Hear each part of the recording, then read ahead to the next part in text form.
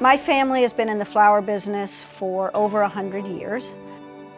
And they chose Encinitas because it had water and it had a railroad station, because at that point, poinsettias were all shipped by rail across the country.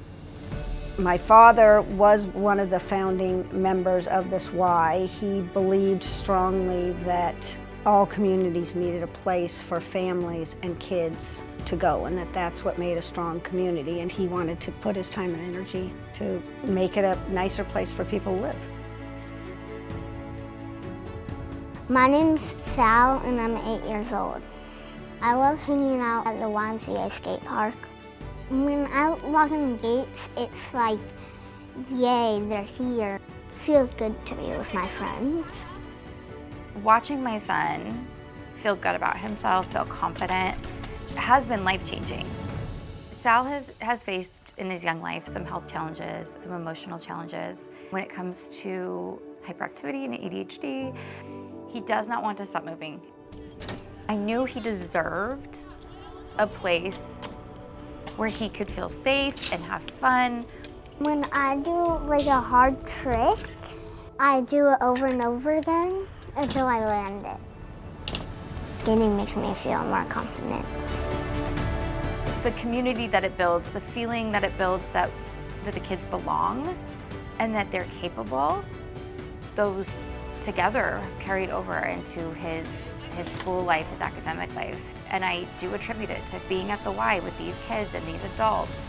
He feels completely seen by them and welcomed by them. I'm Lily Ribner, and I'm a recent graduate of the Live Strong program.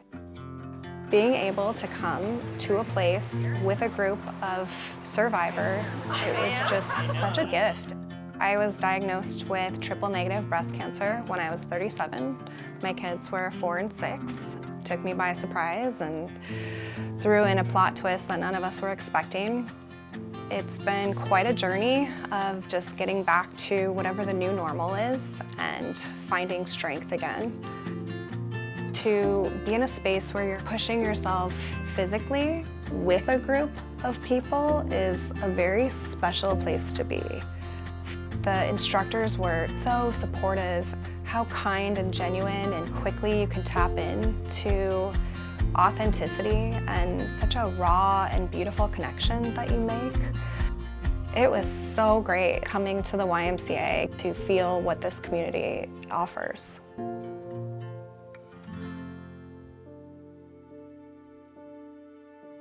My name is Sebastian Esposado. I'm 16 years old and I've been swimming here at the Y practically my whole life, and I currently swim on the La Costa Canyon High School swim team.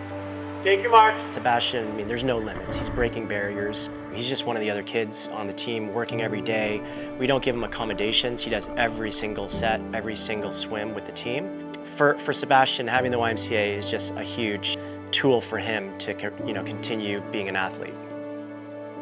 So I have achondroplasia, which is the most common form of dwarfism. I would get plenty of stares and people would think of me differently, but when I go to practice here every day, that people treat me as a normal human being, not for my disability. The community is like nothing like I've ever seen before. It's super fun, it's super inclusive, and it's just like the best environment I've ever been around. In CIF, his freshman year, was the first time they had an adaptive heat at CIF. I think that's one of the most positive things, is he's definitely creating a path for others to follow. A sport shouldn't be determined based on your disability and your physical appearance. It should be based on how much effort you put into it. Yes, I have a disability, but I can compete just as well as everybody else. It was very important to my father that it get named after his mother, because he really wanted to honor her and her strength. She was the most giving person in her very quiet way, and she just didn't want anybody to not have some kind of holiday cheer. My family is very excited about the future of this Y. We hope it can continue to provide for the community for generations to come. It's a positive impact on everybody that walks through the door, and we hope it remains that way.